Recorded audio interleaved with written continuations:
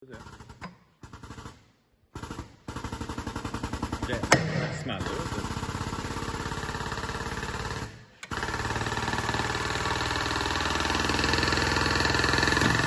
Så släpper du ner allt på bocken.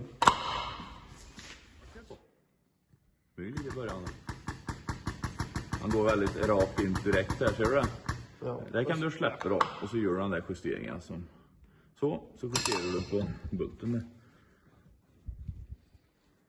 Så.